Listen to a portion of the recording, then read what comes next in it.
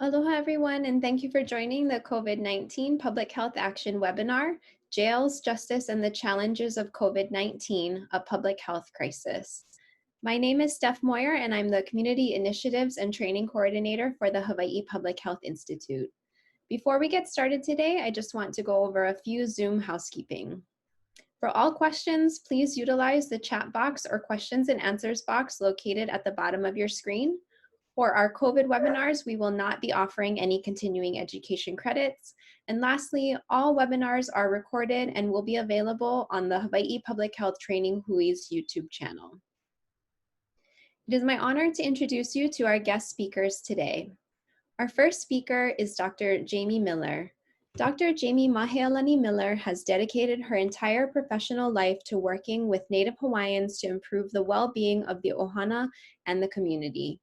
The last 20 years, she has provided service to the Liliuokalani Trust and Kamehameha Schools as a clinician and an executive leader. Dr. Miller has developed close relationships across the Pacific, where she has worked on research projects, co-authored articles, and presented at numerous conferences on topics impacting the livelihood of Native Hawaiians and other indigenous peoples. Unforeseen circumstances brought her to the work of justice reform in Hawaii and the creation of Ekolu Mea Nui, named for her son Ekolu, who has the biggest heart, generous spirit, and brave soul. He is currently serving a sentence and is one of Hawaii's inmates who has been farmed out to a private facility in Arizona. Ekolu Mea Nui is a nonprofit organization committed to the transformation of Hawaii's justice system. Our second speaker today is Kat Brady. Kat is a community justice advocate and coordinator of Community Alliance on Prisons, a community initiative promoting smart justice policies in Hawaii for more than 2 decades. Kat's work includes stopping the building of more cages, highlighting the fact that Kanaka Maoli have been and continue to be overcriminalized, and shining a light on the numerous human rights concerns in our so-called correctional facilities. Kat also serves as the prisoner advocate on 3 UH institutional review boards and works closely with several individuals and community organizations on justice and civil rights issues. And last but not least, we have Jacquie Esser. Jacquie is a career public defender. She has spent more than a decade fighting to improve the lives of her clients, their families, and our communities. She is a criminal justice reform advocate who is committed to investing in communities, addressing the root causes of crime, building intergenerational stability, giving crime victims a voice in every case, and making our communities safer and more just. And without further ado, I'd like to turn it over to Jamie. Mahalo nui, Stephanie, for that introduction and for having us today to share a little bit about what keeps us up at night. Aloha nui kākou, na'u ka hau'oli no ke'ia halawai kuka me ka vai loa no punalu'u mai au o kaulana no ka ua kanikani noho au ma punalu'u ma ke'ia ku'u ohana. So I'm from Punalu'u. I'm born and raised here on Oʻahu and live here, continue to live here with my family. And very, very honored to be here with the esteemed colleagues that you'll hear from next. Thank you for allowing us to provide a little bit of insight, and I'll be covering the history of incarceration here in Hawaii and how it has shaped mass incarceration reality of our times. So I want to just start off with a story. Some years back, I was in a justice reform meeting, and there are lots of stakeholders, private organizations, public representation, the government, community members, lots of representation from the Department of Public Safety, leadership. And the discussion was about the marked disparity of Native Hawaiians in the criminal justice system. In 2010, OHA provided results from a study that shared the hard data, what we're seeing today, how Native Hawaiians and why they are and continue to be overrepresented at every single stage of the criminal justice system. It was starking news at that time, but something most of us, all of us here, especially social advocates, social justice advocates, knew was happening. And yet there was a comment that came from a high-ranking person from the Department of Public Safety who said, "But isn't it because Native Hawaiians commit more crimes than any other ethnic group in Hawaii?" I thought I was gonna die at that comment. I just could not believe what I was hearing, that Native Hawaiians represent 20% of the population, and yet this was coming out of the mouth of a person in a high position who was either blind or ignorant to systemic racism and historical trauma. So that remark was traumatizing for me and has left a stain on my conscience. One of the root causes for this disparity is historical trauma. The over-incarceration of Native Hawaiians is a symptom of a larger systemic phenomenon. Let me just set a little bit of context. He ali'i ku makani na iau, a o he makani na na e ku la'i. I am a wind-resisting a'ali'i plant. No gale can push me over. This historical o lalono eau or wise proverb is referring to an a'ali'i bush, a native plant that can stand the worst of winds, yet it bends and it twists, seldom breaking off or falling over. A'ali'i are often equated to Native Hawaiians and the strength that we possess even through the many difficulties we have experienced in our lands. So similar to other indigenous colonized people, prior to Western contact, Native Hawaiians were thriving here. The systems that were in place, such as family or ohana, governance or kapu, food systems or aipono, land tenure or aloha aina, education or makahana kanima, health or mauli ola, and religion or ho'omana were all systems that were symbiotic with nature and the environment. It wasn't an absolute perfect world, but what was important for us today was that there was always a space to reset, to make right, to rejuvenate, and to heal, even when it came to breaking the laws of the land. There was an opportunity to always choose a path towards restoration and healing. Tools, practices, and practitioners were readily available to help a person move through the hurt towards forgiveness and repentance. These cultural practices were a daily priority. It kept a person accountable and connected to their ohana, past, present, and future. It kept a person healthy. So what happened? What was a disruption? Because this portrayal seems very unfamiliar to most of us these days. All we really know and hear about are Native Hawaiians who have health disparities. There's a huge education gap, high numbers of homelessness, and today's topic, the overrepresentation of Native Hawaiians in the criminal justice system. Well, what is historical trauma? So historical trauma is a collective, cumulative, emotional wounding across generations resulting from cataclysmic events. These events target not just individuals, but a whole collective community.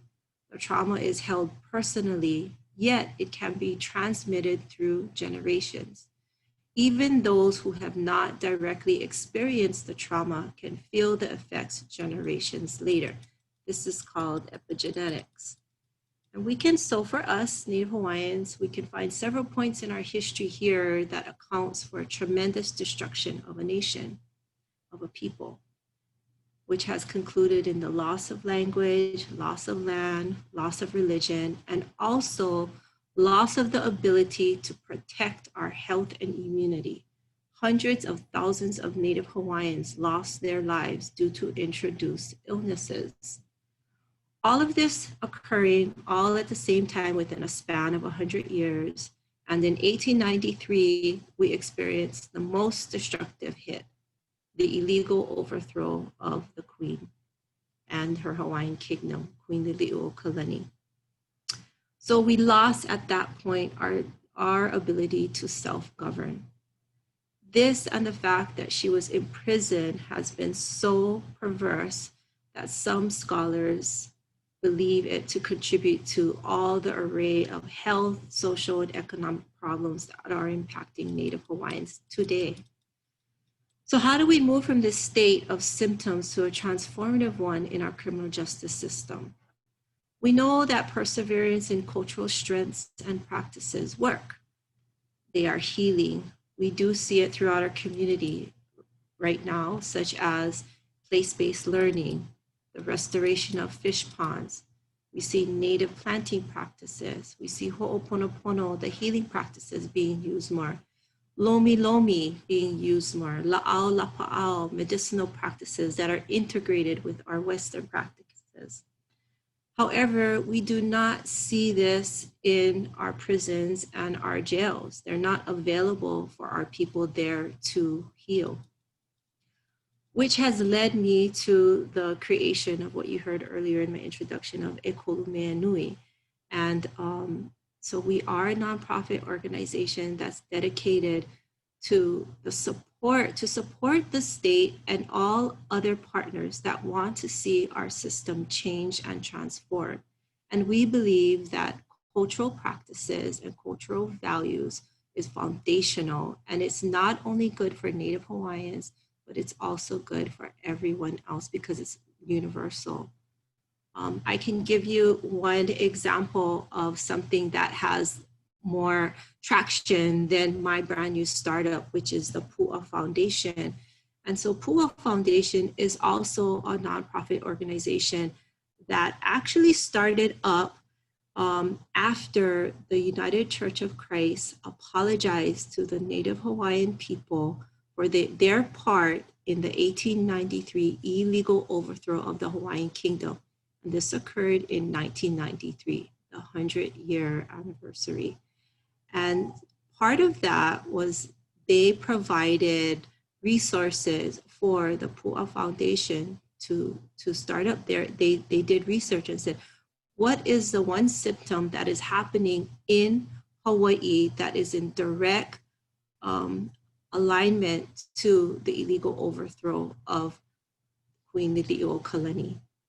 And all the research and the studies that were happening around the world and here in Hawaii pointed at the over-incarceration of Native Hawaiians in the system.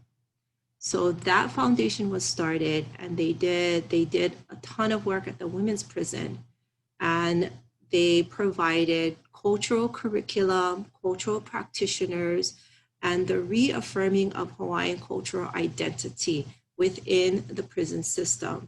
And at that time, so this was in the 2000s, 2007-ish or so, at that time, they believed, and their outcome was that prison can be a place of healing. It can be a pu'uhonua.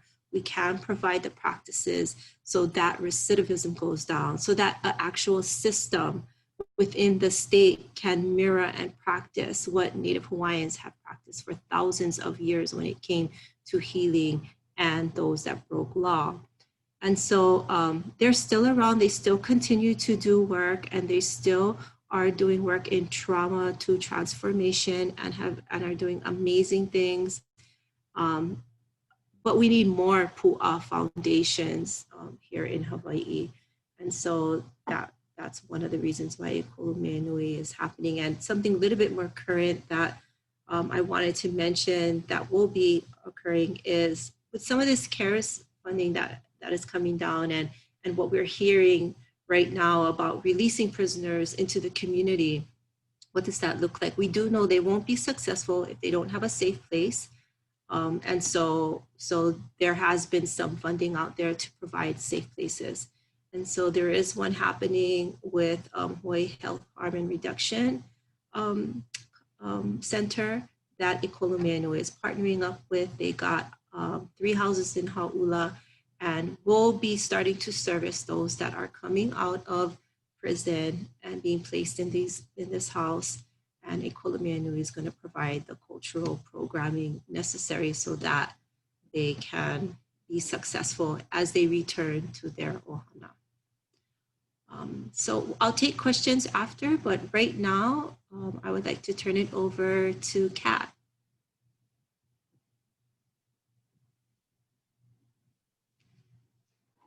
Kat, you're on mute.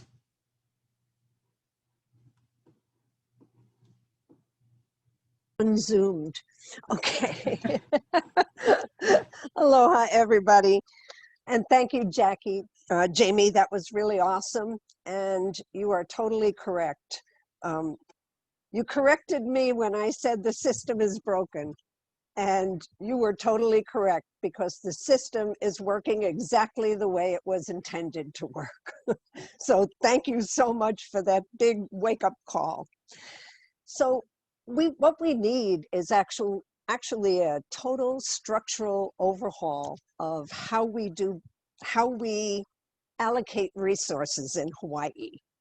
So this morning I was reading a paper by a researcher who's looking into how do we actually have a restorative community? And I just want to read this one paragraph that was so powerful to me.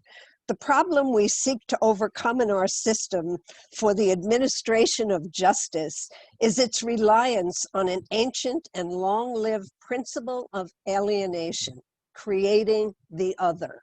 People in prison, people who are in jail, they're not us, they're them, they're someone else. That's not true. They are us, they're our family, they're our community. So she goes on to say, her name is Danielle Allen, in the 21st century world, such a principle has no capacity to restore health to communities or to wrongdoers.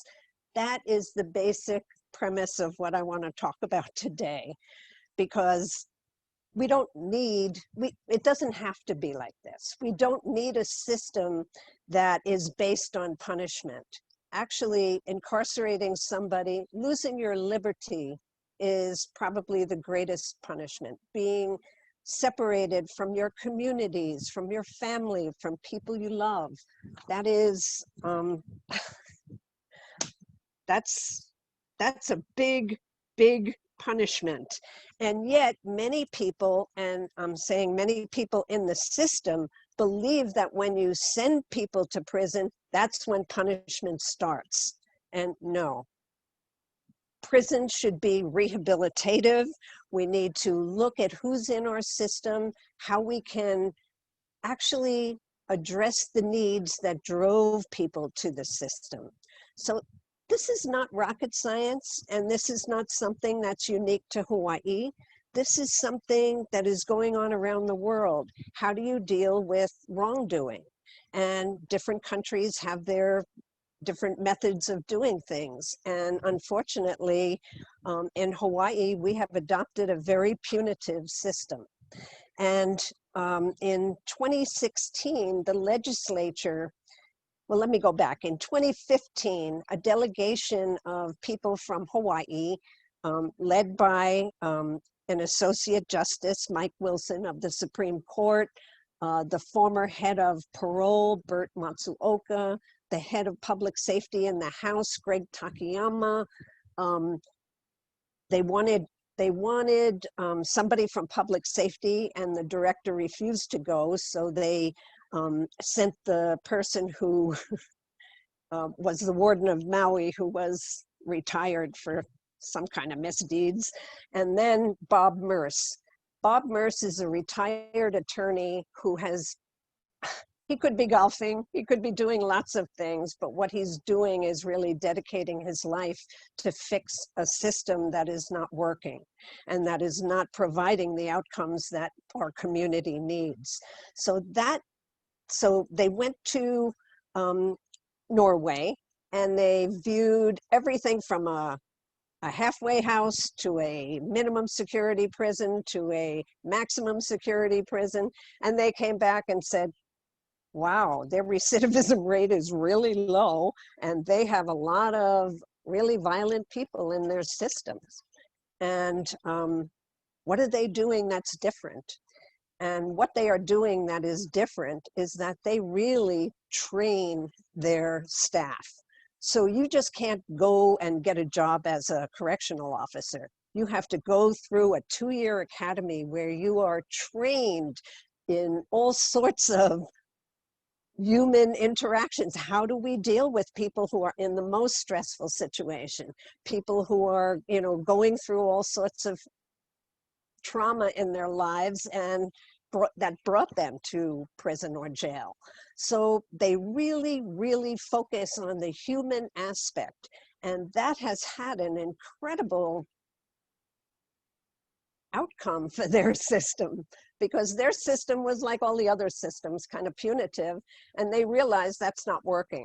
So by establishing this academy, they've actually created a system that is able to help people deal with whatever their current challenges are.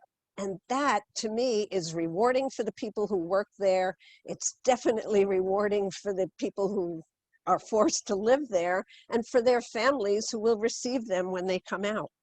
So who's in prison right now? Well, we're spending a lot of money on people who really shouldn't be there. Like as of September 7th, there are 96 people who are sentenced misdemeanors, you know, small kind crimes, and that's costing $537,000 a month. We have 814 pretrial detainees. That costs us $4.5 million a month. And we have 962 parole and probation violators, and that costs over $5 million, almost $5.5 million a month. So when, you know, I keep hearing, we have no money, I keep looking and going, wow, there's a lot of money here. And we could actually be doing things that work, that help people. So that's my focus. Stop building cages. It doesn't have to be like this. Inside the black box is unpleasant at best. And, you know, when we don't take care of the health and safety of the people who are inside, how do we expect the government to actually take care of the health and safety of everybody? So, you know, when people are in prison, the state assumes that responsibility for their health because they are no longer able to take care of their own health. So the state assumes that responsibility. And I gotta say, they're not doing a great job. So prison health is public health. We're hearing now about the releases. Oh my goodness, those people who are incarcerated. And I keep saying, and how do you think that COVID got into OCCC? It came from the community. And that's exactly what the public defenders and advocates have been saying. We've got to reduce the population and protect the safety, the health and safety of the people inside. It is absolutely impossible to stop an outbreak from leaking into the community when it breaks out in a prison or jail. So we saw what happened in OCCC. We know that it didn't start in there, it was brought in there, and yet there's this constant sort of push by the government that bad people are in prison. No, they're people who screwed up. For the most part, our population, we do not have a huge number of people who are, you know, super violent. We don't have that many people. We have a lot of people who made bad decisions. We have people who have mental health challenges, people who have all sorts of literacy, unemployment, all sorts of challenges, substance misuse challenges that they contend with every day. Locking them up does not help those problems, but it certainly does hide them from the tourists. And I hope that the community understands that spending almost $250 million a year to lock people up is not promoting public safety. All the research shows that prison actually increases criminality. It increases criminality. My next door neighbor's at the door. So there's many things that we can do. Building more cages is not the solution. So I happily turn this over to Jacquie because she has been front and center and one of my heroes. Jacquie, take it away. Well, thank you both, Jamie and Kat. It's an honor to be part of this panel. Thank you, Hawaii Public Health Institute, for hosting this important conversation. My name is Jacquie Esser. I am a public defender, and today I'm going to speak to you about the efforts of the public defender to decarcerate COVID during the pandemic in order to protect the health and well-being of our clients, as well as the health and safety of the community at large. COVID-19 presents an enormous risk to those incarcerated. Since the pandemic began, more than 50,000 people nationwide in prison have tested positive for COVID, and over 600 have died. In Hawaii, 309 incarcerated people have tested positive and 58 staff members, and that is just since August 7th when the first confirmed case was reported. It is currently the biggest cluster of cases in Hawaii. It's important to understand that jails and prisons are not insular. People come and go every single day. People who work there return to their families and return back to the facilities every single day. Jails and prisons are very much part of our community. They have been described as sitting cruise ships drop smack dab in our community. But unlike cruise ships where you can block them off, people are coming and going. So we will never get control of coronavirus in our larger community unless we can contain it in congregate settings such as our jails and prisons. The outbreak in OCCC was a perfect and tragic storm that was 100% foreseeable and preventable. Long-standing, racially disparate impacts of the justice system and now COVID-19 disparate impacts on our vulnerable communities are simultaneously contributing to both a public health crisis and a social justice crisis right before our eyes. Health, even before the pandemic, is not a priority of our carceral facilities. Additionally, people incarcerated, especially people in our prison facilities where they're serving longer sentences, face a higher risk of serious illness or death if they contract COVID because of the poor food quality they're receiving and the other socioeconomic disparities incarcerated people face that lead them to have a higher rate of underlying health conditions. We still do not have a grasp on the gravity of the situation. Yesterday, the Department of Public Safety just started mass testing of all facilities, and we've only just seen the tip of the iceberg.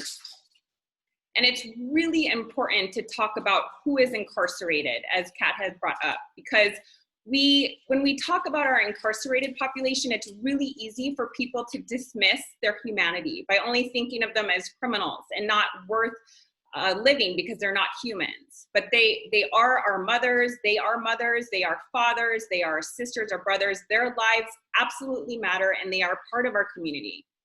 Contrary to what people assume, our jails are filled with people who pose no risk of public safety to our community. For decades, instead of focusing on the root causes of crime and investing in public health and crime prevention, like education, housing, mental health, and substance use disorder treatment, we have focused on criminalizing public health issues like poverty, mental illness, and substance use disorder, which has caused us to overfill our jails, which are dangerous even during a time we're not trying to fight a pandemic. So at the end of February and the beginning of March, the World Health Organization and even Trump declared COVID-19 a health emergency. At that time, OCCC was operating at 187% of its design capacity. All community jails in the state, with the exception of Hawaii, was grossly over the design capacity. And obviously there is no opportunity for physical distancing within the jail. At that time, the Department of Public Safety was already working to reduce the jail population, but it wasn't moving fast enough. So at the end of March, the Office of the Public Defender wrote a letter to the Supreme Court and explained the risk and dangers to the men and women throughout our overcrowded jails and prisons and asked the court to use their inherent powers to release people. It was clearly and unambiguously our ethical obligation as the Office of the Public Defender to draw the court's attention to that dangerous situation, and that's what we did. The Supreme Court agreed with us that the overcrowding posed a significant risk of harm to the thousands of men and women in our carceral facilities, and in early April set up a collaborative effort amongst all the stakeholders, prosecutors, Department of Public Safety, Hawaii Parole Authority, and the public defenders.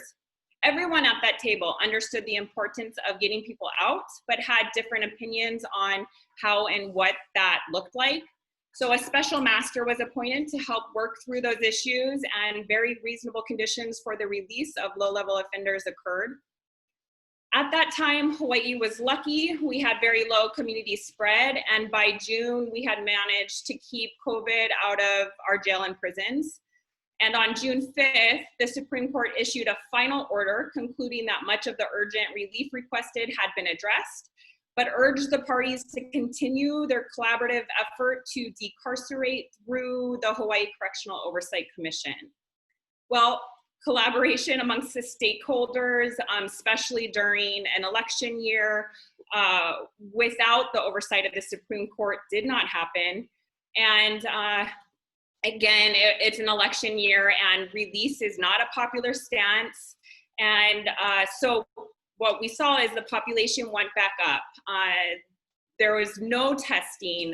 Kat Brady was among many advocates, you know, out there advocating we need to be testing people. That didn't happen, and they just declared that mass testing is happening yesterday. People continued to be arrested. Bail was set higher than people could afford, but trials weren't happening. So people were getting trapped inside. The front door was open and operating really well, but then the back door for release was closed off. And so the population went right back up in all of the facilities, again, with the exception of Hawaii. And then on August 7th was the first confirmed case at OCCC, which led to mass testing at OCCC, which we found hundreds had been infected. So that outbreak prompted the Office of the Public Defender to file a second petition with the Supreme Court moving for release of certain low-level offenders that could be safely released, and allow the Department of Public Safety and the Department of Health to get control of the outbreak in the jail. Again, the Supreme Court agreed with us that given the rising number of COVID-19 cases, the overcrowded conditions, the impossibility of physical distancing and quarantine, there was an urgent and immediate concern in reducing the incarcerated population to protect those both living there and working there and their families in the greater community. So on August 16th, the Supreme Court issued an order releasing people held pre-trial charged with a petty misdemeanor or misdemeanor offense. So pre-trial means that they have not been convicted of the crime that they're accused. They're mostly there because they cannot afford the bail that was set in their case. And we're talking about people who have charged with crimes punishable less than a year in jail. So open container violations, park closures, sit-lie laws, marijuana possession, minor traffic offenses, harassments, disorderly conduct, crimes of those nature. And then also people serving a jail sentence due to a petty misdemeanor or misdemeanor conviction. The court suspended the remainder of their sentence and set a date in the future for them to come back when it's safe to serve the remainder of their sentence. There was lots of exceptions. So no one is released who's charged with abuse of a family or household member, violation of a TRO or order of protection, or any other crime in family court. No one who tests positive, no one who is pending a test result, and no one exhibiting COVID-19 symptoms. Once they are released, the person must self-isolate for 14 days and wear a mask within 6 feet of someone else, and of course stay in contact with their attorney and appear at their future court dates. The next day, the Supreme Court issued an order regarding felony defendants, and everyone released under this order was reviewed individually by a judge after hearing input from the prosecutor. And again, lots of exceptions. Excluded from release was and is anyone who is charged with a sex assault offense, any crime against a person, so any assault, any robbery, any abuse, again, any other family court crime. Burglaries are excluded, so no one charged with a burglary offense or unauthorized entry into a dwelling. Again, no one who tests positive, no one who's pending a test result, and no one who's exhibiting COVID-19 symptoms. And before being released, the person is ordered to provide the Department of Public Safety with current contact information. And again, once released, they have to self-isolate for 14 days, wear a mask within 6 feet of another, and stay in contact with their attorney and appear at all future court dates. So although these orders have helped decompress the jail population, They've only resulted in about 10% of the reduced, 10% of a reduction in the population. And again, all facilities, with the exception of Hawaii, are still operating well above their design capacity, making it impossible to get control and stop the spread of COVID-19 in the facilities. And in addition, the front door entry to the jail has not slowed down. New arrests are coming in every single day, but trials are still on hold. And so we're filling people back up quicker than we're releasing. So far, the Supreme Court orders have only addressed the community jail populations and not our prison facilities. And I know there's probably lots of questions, so I will turn it back to Stephanie to answer any of those. Hello to all of our speakers, and we will answer some of the questions that we have. So first question that we have is, where do we go from here? What must Hawaii's leaders do to reduce the risk of COVID-19 to all who work and live in our prison systems? I guess I'll start. So we first have to decarcerate, which we're trying to do. So, and that effort, these orders of the Supreme Court are still ongoing. So when new people come in who fit those criteria, they are being released. And we expect additional orders to continue to be coming that are going to be addressing our other facilities, or if the Supreme Court finds that we're not decarcerating fast enough and this, to contain the spread, that there will be additional orders. So that's one thing, but then also, again, like what I said about, we have to we have to stop the front door, or at least lessen. And so that's why the Office of the Public Defender wrote a letter to the Chief of Police to say, look, right now, when we're dealing with grossly overfilled jails, trying to contain an active outbreak, we cannot arrest people, put them in there, knowing that they're just going to be released in a few days. Only make arrest right now if the person poses a significant risk of danger. If they don't, then warn or cite. We've been seeing our officials dealing with this public health crisis from a very punitive approach. They are trying to police their way out of this. That is not going to happen. All policies need to be based on public health and not on enforcement. So, and because of the frustrations and the multiple orders, we are seeing lots of citation, and people are being arrested for these. And these aren't people that pose significant risk of dangers. They're people that you could warn or have a public health expert come and explain, like, look, this is why this is, or policies that are based on public health. Like if you are in the same family, if you live with each other, there's no reason why you can't go to the beach together, right? From a public health perspective. That's solely because it makes it easier to enforce, which has been said publicly by our officials. So, those type of things, when we're trying to police our way and we're arresting people right now who could be warned or cited, we're filling up our jails. And again, because the courts are essentially closed, there's no trials happening, people who are arrested and can't afford their bail are going to sit in jail. So that practice also needs to stop.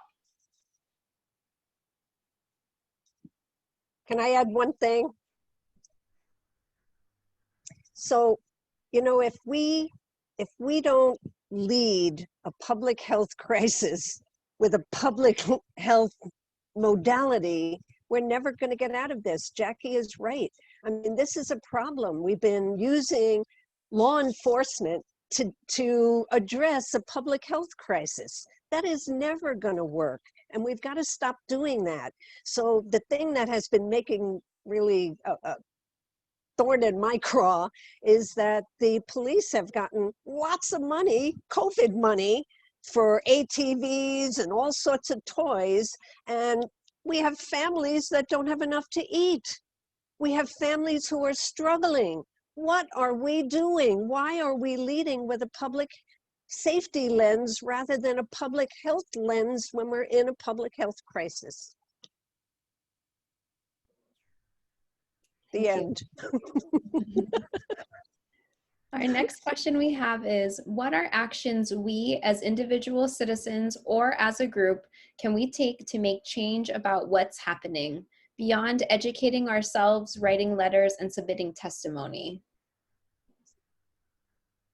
Talk to every person you know, every person you meet. Have yourself a little cheat sheet with 5 important things that people need to do, and just keep repeating that. Wear a mask, be safe. This is not just about your health. It's about the health and safety of your neighbors, of your community. We are Hawaii. We can do this. Come on. Get with it. Wear a mask. Yeah, and I'll just add briefly, and then I really want Jamie to touch on this because of her nonprofit, but you know, we are in a public health crisis, which is COVID. But this does bring to light that our jails are overfilled with people who are suffering with public health issues, where we have far too long been criminalizing them. So instead of providing housing, we arrest people who are within 36 inches of a sidewalk because they have no place else to go. We do that because you know, people want them off the street. But what does that solve? Absolutely nothing. But it destabilizes people, and they are released to the exact same situation that led them to incarceration in the first place. So until we start looking at the root causes, until we start investing in public health infrastructure for treatment and rehabilitation, we will never, ever get our correctional facilities under control and actually really being used as they should be. So COVID is teaching us that what we are doing is not working. And not only that, it's destroying lives and it's wasting millions of dollars. Yeah, you hit it on the nail, Jackie. The other thing is that we do have allies within the judiciary that want to implement these solutions that that has been out for a while. It has been recommended for a long while. But within the system, there's not enough funding, but yet, you know, what Kat brought up, that we have lots of money out there. So for instance, I got a call the other day from a judge wanting to move. So she said she needs help. There's lots of Native Hawaiians that she knows that she's going to see, and she would like to provide them the opportunity to get substance abuse treatment, but there's no funding for it. They don't have medical, they don't have this, and they need to have that in place before she assigns them there, because somebody else who is more ready is going to take that spot. And so she's asking, you know, how can we, that's her way of contributing to all of this, you know, how can we get more funding that way? So I'm going to talk to Kat about this after and see what we can do. How do we start to make some of the funding that is available and the opportunities that we see right in front of us, how do we start to move it so that we can have some sustainability of solutions within our system? The other thing that I think I know we here don't forget about it, but it's often forgotten about, is the men that are, and the women, I don't think there's women anymore, but that are sent away and that are sent out of state, who aren't receiving Saguaro's not being tested. Nobody's being tested there. The response that we get from people that we know that are there, the warden did a town hall and told all the inmates that, we can't provide you guys with any COVID testing because we need approval from your state. And I know that has been brought up to our leaders, but no one has made the move to get them to test our men there yet. They had outbreaks there from other inmates. Same thing that happens here is happening at Saguaro. And so they have to take it upon themselves to implement whatever it is that they have access to, if they have masks, if they have, you know, things to PPE, other things that are PPE, so that they can stay safe. And the same thing there, it's coming from the outside. And then also just to address the question as far as if someone, what people can do. So education is, you know, extremely important. So webinars like this, and then share it. And then also get involved with the ledge. Like every year there's criminal justice reform bills. This year we were pretty successful with some major bills. There's going to be, you know, that continued push, which takes, it's hard for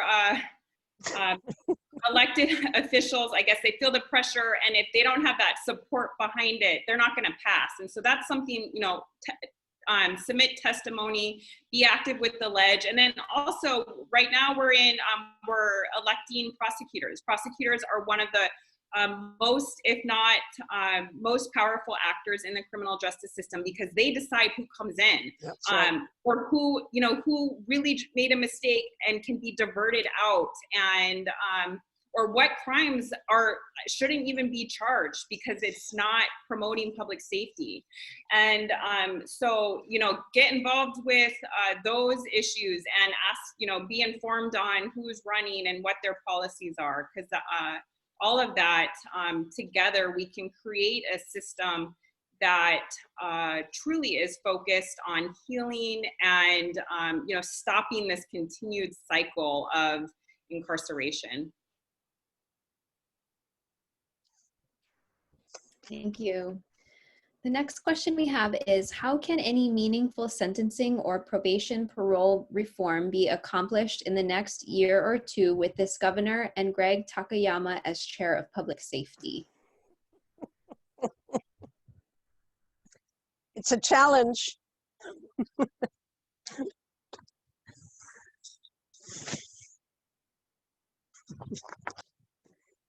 All right, I'll say something. It is a challenge. We have an administration that has a plan to build new facilities, and they are going to fill them. So reducing the population to design capacity doesn't work for them, because the numbers don't pencil out for the developer. So that's, you know, to me, that's why it's going to be really difficult to get them to move, because they see the money that we're wasting, and yet we're not putting money where it belongs. Like yesterday, the governor vetoed the bill for the Fernhurst program for women, a work furlough program, the only one for women on Oahu. And for a while, it was the only one in the state. And, you know, this is a program that has an over 80% success rate, over 75% Native Hawaiians, you know, moms. Come on, what are we doing? When people are at the end of their sentence, we need to help them be successful when they transition back to the community and to their families. So he vetoed that bill that the legislature passed, because the community came out really strongly in support of Fernhurst women. And it's a great disappointment.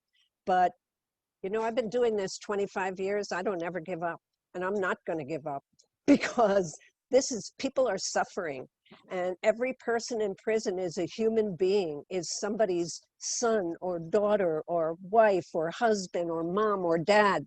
These are people in our community. How can we just, you know, banish people? We need to help people. We need to lift up people and have a community that thrives. You know, human flourishing, it requires empowerment. And we need to empower those communities that are most impacted rather than ignoring them. Yeah, I echo everything Kat said, and then also add, though, it is going to be challenging, but we are also at a unique moment where these conversations are happening out in the community. It's not just like, you know, like Kat and I and Jamie talking. It's happening. People are hearing it and starting to rethink what we're doing, and also, you know, the current director of public safety just retired, and so that position is open, and it's really an opportunity to completely transform the culture of corrections if we get the right person in there. And that is going to take education, talking, informing. Like, I'm hoping moving forward that I am going to try and bring a lot of light and education around what a good director of Department of Public Safety looks like, yes, and what they should be focused on. And then hopefully that will influence the person who is appointed. So, I mean, things like that, I think can help sway the conversation and you know, our leaders to rethink the approach that we have been doing. You know, it is possible. Change is possible. Several years ago, I met the warden or the director of the prison system in Pennsylvania. I was in a meeting in DC, and he was amazing. The first thing he did was he sent a memo to everybody on the staff that said, first, do no harm. And if you see any abuse happening, please report it, because the people who are doing it needs to be corrected, and you need to report that, because that's your responsibility to, you know, to us, to the people in your care and custody, and to your coworkers. So we need that kind of leadership where somebody says, you know, these are human beings and they're in our care and custody, and that is a sacred trust that we have. Thank you. So the next question that I have is, do we know if those being released include those who have pre-existing conditions or mental health care needs? What can state agencies and community partners do to ensure that those released have the services they need to stay safe and healthy?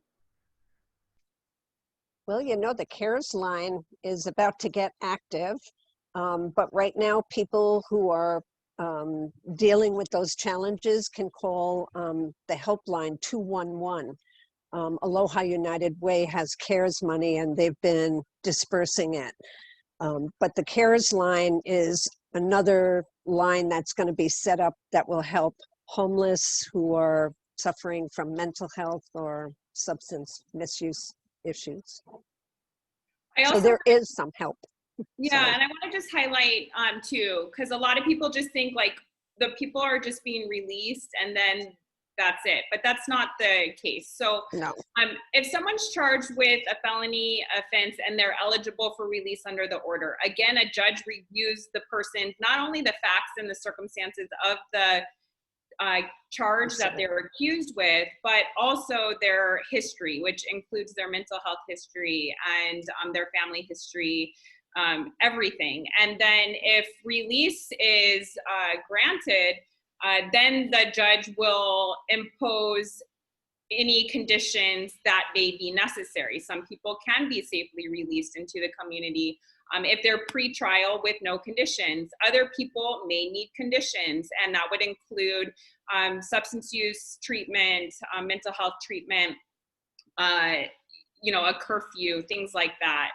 And then if someone has been convicted and is serving a sentence and is released, they are on probation. If they are convicted of a felony offense and at OCCC, they are sentenced to probation, which means that they have a probation officer that is going to be ensuring that they're complying with the terms and conditions of their release. So it's this is happening. Like, people are monitored just like they normally are. Even pre-COVID, people are released and enter our facilities all the time.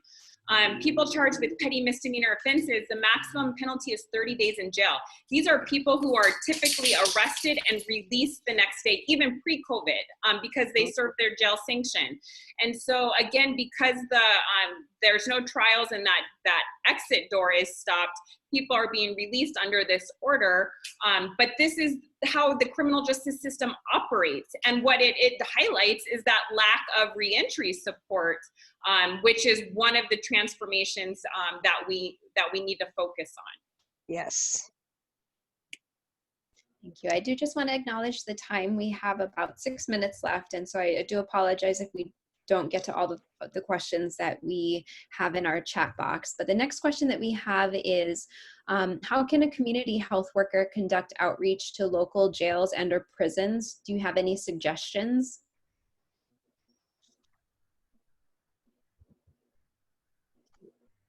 Jamie, do you want to take that one? Or? Yeah, I'll say that they could get in touch with me and we can make the connection, see, you know, what kind of outreach that they're interested in. Right now, the jails and the prisons are closed off to programs and outside public, and and visitations, etc., for obvious reasons. But it's a great time to get ready ourselves so that when it does reopen, that the support from the outside can continue to exist. So you can, I think, are you you'll send out all of our contact information, Stephanie, and they can email us, or? If everyone's comfortable, then yes, I will share your contact information. I am, yeah. Okay. Me too. Thank you. So next question we have is, what do we do when we encounter officials who say they don't believe in structural racism? Show them the data. You know, one of the things about data is it is absolutely crucial, and yet it is the hardest thing to get in Hawaii, to get good data. When the ACLU did their bail report, they had a hard time trying to get the data. And just about when OHA did the report in 2010, they had a hard time getting the data. So one of the problems, and I hope that this can be fixed, is that, and maybe the Criminal Justice Research Institute at the CJ's office, Supreme Court, can fix this, would be to actually make sure that every agency in the criminal justice system is collecting the same kind of data so that you can create data sets. Because one of the things in Hawaii is that each agency was collecting different data, and you could never really create a good data set. We need really good data. That will tell us a lot. Yeah, and there's just no denying that we have two systems of justice, one for the rich and one for the poor. That's the way the system is designed. Cash bail is a perfect example of that. So if people don't want to call it systemic racism, there's no way they can deny that we have a system that benefits rich, that harms the poor, and that is disparately impacting our Native Hawaiians and other vulnerable communities. So, show the data. And there's just, if they have any understanding of the criminal legal system, there's just no way to deny that we have a system that operates for the benefit of the rich. Quick story on implicit bias. I asked several judges. So you have two people before your bench. One is in a suit, he's all well-groomed. The other one is in shorts and slippers and a tank top. They have the exact same charges, the exact same, records. What's your first impression? Who do you think is not guilty? And they all said the guy in the suit. That is implicit bias, because that guy is groomed and in a suit, he had more believability than the guy who looks like everybody else, in shorts, tank top, and slippers. So implicit bias is a huge problem in the system. Thank you. So if we are running out of time, but I do want to give each of you an opportunity to leave some last minute thoughts with our audience. So in 30 seconds, what are your last minute thoughts you want to leave with our attendees today? I got to look at all the questions here and some of the comments and think that this group is essential for moving forward transformation in the criminal justice system. And however you can help, not only in this system, but in other systems. So cultural practices and values will be, if we can show some evidence in criminal justice, it could also work in child welfare. It could also work in the Department of Education. This is something that could spread like wildfires. So I just think that needing more of this public health lens, my daughter has a degree in public health, is where, what this conversation has been about, and where we should just continue to pick up and move from it. I just want to leave with saying every person in prison is a human being, is a member of somebody's family, is loved by someone. Please understand that everybody makes mistakes, and that let's be that welcoming group when people come back into the community, to welcome them and to help them get back into the groove. I echo everything that has been said, and just want to leave that, you know, we are in a crisis, but it is also an opportunity for transformative change. And so I just want everyone to continue to have these conversations, to get involved, and I know together that we can create a system that works for all people. It will, you know, help people to transition out of this system and make all of our families healthier and safer. So thank you again for the invitation to be on this panel and for hosting this conversation. I'd like to send a big mahalo out to all three of you. Mahalo to Jackie, Kat, and Jamie for being our guests today. Mahalo to all of you for joining us on Zoom. Mahalo to the HIPHI staff behind the scenes helping run the webinar. Please mark your calendars for September 30th from 1 to 2:30 p.m. So our next webinar will be an hour and a half. Our topic is leveraging institutional purchasing power to drive food system change in Hawaii. I will be sending out more details on that webinar soon. Until then, be well. Mahalo again for joining us, and we hope to see you on a future webinar. Aloha. Aloha, wear a mask.